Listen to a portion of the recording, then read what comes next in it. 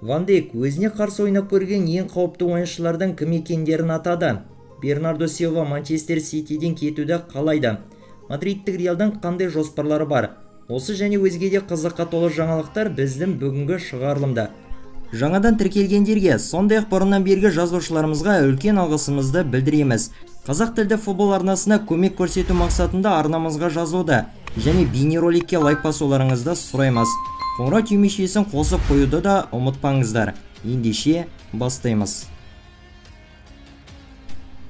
Манчестер Юнайтедтің бас бапкері Эрик тен Хаг өзінің ағылшында командадағы алдағы болашағы жайында сөз қозғады. Келесі маусымда мен Манчестер Юнайтедте қаламын ба? Менің болған ешқандай күмәнім жоқ. Мен өз жұмысы мен команда нәтижелері жайында ойлаудамын. Маған осында болған ұнауда. Бәрі әрдайым біз ойлағандай және дәл біз қалаған нәтижелер бола бермейді. Бірақ та мен біздің дұрыс жолда екенімізге және қалаған нәрселерімізге қол жеткізе алатынымызға сенімдімін. Деген екен голландиялық маман Sky Sportsқа жеткізген интервьюінде. АПЛ-дан қазіргі турнирлік кестесінде Қызыл Сойқандағы ұжым 49 ұпаймен 6-шы орында келеді. Аль Иттихадтың шабуылшысы Карим Бензема алдағы жазда қазіргі командасының сапынан кетуі мүмкін. Инсайдер Фабрицио Романо 36 жастағы футболшының келесі трансферлік терезеде басқа командаға ауысу мүмкіндігін жоғары деп есептеуде. Ақпараттар бойынша өткен қыста футболшыны Лион клубы өз саптарына қосып алмақ болған және олардың Бенземаға деген қызығушылығы әлі де сақтаулы. Еуропаға қайтып оралуы мүмкін бе? Ол жағын көрерміз. Қазіргі кезде мен Аль Иттихадтағы ойындарым жайында ғана ойланудамын. Алдағы болашақта ненің болуы мүмкін екенін білмеймін. Күн сайын неше түрлі жаңалықтар шығады. Не болатынын көре жатармыз, деп жеткізген екен Карим Бензема өзінің алдағы болашағы жайында. Осы маусымда 27 матчқа қатысқан 36 жастағы шабуылшы 13 голды соғып, 8 нәтижелі пас жасап ерекшеленген. Мадридтік Реалдың қорғаушысы Начо Фернандес осы маусымның соңында команда сапынан кетуі мүмкін, деп хабарлайды Марка баспасы. Баспаның ақпараты бойынша тәжірибелі ойыншы келісім шарттың ұзартылуы бойынша клуб тарапынан келіп түскен алғашқы ұсыныстан бас тартқан. Айта кетейік, ойыншы мен команда арасындағы қазіргі контракт алдағы жазда мәресіне жетеді. Егер де футболшы ақыры келісе алмайтын болса, онда жаз айында ол клубтың сапынан еркін агент ретінде кетпек. Начо Фернандес патшалық ұжымның тәлімгері болып табылады. Барлық мансабын жалғыз Реалда өткізіп келе жатқан қорғаушы команданың сапында жалпы 353 ойын өткізіп, 16 гол мен 9 голдық пасты еншілеген. Өткен видеода жасырылған футболшыны мына көрермендеріміз дұрыс тапқан екен. Мансабындағы өнер көрсеткен командалары арқылы жасыратын келесі футболшымыз назарларыңызда. Алғаш дұрыс тапқандарды келесі шығарылымда көрсетіп жариялайтын боламыз. Ендеше жалғастырамыз. Ағылшында жартылай қорғаушы Фил Фоден Манчестер Сити клубымен келісім шарттың ұзартылуы бойынша келіссөздер жүргізуде. Деректерге сүйенсек, аталған футболшы ситилік команданың сапында қала беруге дайын. Ойыншыға клубтың тарапынан 2029 жылдың жазына дейінгі жаңа келісім шарт ұсынылады деп күтілуде. Алдында ғана Фоденге Мадридтік Реалдың қызығушылығы бар екендігі хабарланған болатын және осыда Манчестер Сити ұжымы қауіптенуде. Фил Фоден ситилік клубтың негізгі командасында 2016 жылдан бері өнер көрсетуде. Осы маусымда 44 ойынға қатысқан жартылай қорғаушы 21 голды соғып, 10 голдық пас жасап ерекшеленген. Клуб пен ойыншы арасындағы қазіргі келісім 2027 жылдың жазына дейін негізделген. Ливерпульдің қорғаушысы Вирджил ван Дейк өзіне қарсы ойнап көрген ең қауіпті қарсылас ойыншыларын атады. Сөзсіз Лео Месси өте қиын қарсылас. Сондай-ақ заманауи шабуылшы Эрлинг Холландты да атаймын. Егер оларға сәл ғана мүмкіндік беріп қойсаң, олар сені жазалайды. Шынын айтса, Магуэро Ливерпульге көп голды соға қоймады. Алайда мен оған қарсы Саутгемптонда жүріп ойнағанымда, ол әрқашанда қауіпті болатын. Ол екі аяқпен де жақсы ойнай алатын. Жиру мен Азар екеуі бір-бірімен тығыз байланысты ойнайтын. Азар оған үнемі пас асырып беретін. Жиру маған қарсы ойындарда біраз жақсы голдарды соққан.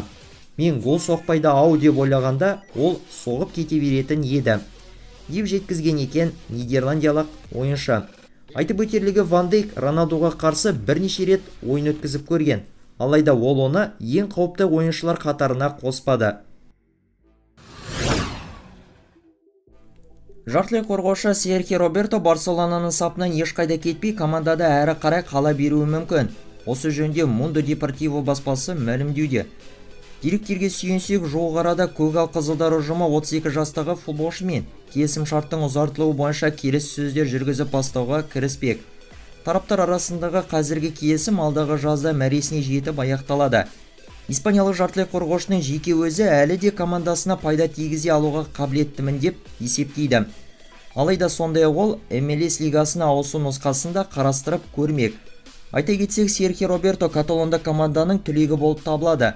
Ағымдағы маусымда 17 ойынға қатысқан жартылай қорғаушы 3 гол мен 2 нәтижелі пасты еншілеген. Баварияның қорғаушысы Матиас де Лихт өзінің Бавария сапындағы алдағы болашағына байланысты пікір білдірді. Нидерландиялық ойыншының сөзі бойынша, оның әзірге Мюнхенді командадан кететін ойы жоқ. Алдағы жазда басқа командаға ауысу туралы ойлар жоқ, мен Баварияда өте бақыттымын. Клуб және жанкүйерлер маған әрқашанда құрметпен қарайды. Қазір мен өзімді жақсы сезінудемін, көңілім толуда, және осы маусымдағы қалған ойындарды жақсы өткізіп, Чемпиондар лигасында ұзаққа барамыз деп үміттенемін, деген екен де Лихт инсайдер Флориан Плеттенбергке жеткізген интервьюінде. Айта кетсек, осыған дейін аталған футболшы ойындарға көп қатыса бермейтіндігі себебінен командадан кеткісі келуде делінген ақпараттар таралған еді. Португалдық жартылай қорғаушы Бернардо Силва Манчестер Ситиден кетуді қалайды деп мәлімдеуде Football Insider баспасы. Негізінен әдетте ойыншылар матчтарға көп қатыспайтындығынан, бапкермен немесе клуб басшылығымен жанжалдасып қалғандығынан, болмаса басқа себептерге байланысты команда ауыстыруды жоспарлайды. Бірақ та сіздер Бернардоның не себепті кеткісі келетінін біліп таңғаласыздар. Португалдық ойыншыға Туманды Альбионның ауа райы ұнамайды. Осы себепке байланысты жартылай қорғаушы әлемнің үздік командаларының бірі сапынан кетуге бел бууға дайын. Футболшының келісім шарттағы келешегіністегі сомасы 50 миллион еуроны құрайды. Айтып өтсек, оған Барселона мен PSG клубтары талайдан бері қызығып келеді. Алайда Хосеп Гвардиола Бернардоды ешқайда оңайшылықпен жібере қоймайтыны айдан анық. Мадридтік Реалдың президенті Флорентино Перес қазіргі Байердің бас бапкері Хаби Алонсоны өз командасының келесі жаттықтырушысы болғанын қалайды. Осы жайында тілші инсайдер Фабрицио Романо хабарлады. Реал ұжымындағылар Карло Анчелоттиден кейін клуб тізгініне Алонсоның келетініне сенімді. Деректерге сүйенсек, дәл осыған байланысты, яғни алдағы болашақта Реалдың тізгініне ешқандай кедергісіз тағайындалу үшін аталған маман Бавария мен Ливерпуль клубтарын жаттықтырудан бас тартқан көрінеді. Флорентино Перес бұл бапкерді жоғары бағалайды. Сонымен қоса, Хаби Алонсоның жеке өзінің де Реалға бапкер болу ойы бар. Испаниялық бапкердің Байермен қазіргі келісімі 2026 жылға дейін негізделген. Алайда егер Алонсо кетемін деп шешетін болса, онда неміс клубы оған кедергі келтірмейді. Жаттықтырушы мен Байер басшылары арасында керемет қарым-қатынас қалыптасқан. Еске сала кетсек, Хаби Реалдың сапында ойыншы ретінде 2009 бен 14 жылдар аралығында өнер көрсеткен болатын. Сондай-ақ жұлдызды шабуылшы Эрлинг Холланд та келешекте Мадридтік Реалға ауысуды қалайды. Мадридтіктердің алдағы жазда Килиан Мбаппені алайын деп жатқандарына қарамастан, Холланд сонда да Реалдың намысын қорғауда армандайды. Алдағы Чемпиондар лигасының ширек финалдық кезең аясындағы Реал мен Сити арасындағы болатын кездесулер норвегиялық шабуылшы үшін өте ерекше болмақ.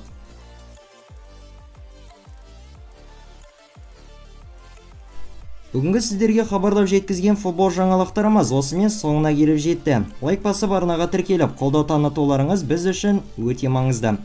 Келесіде кездескенше аман болыңыздар.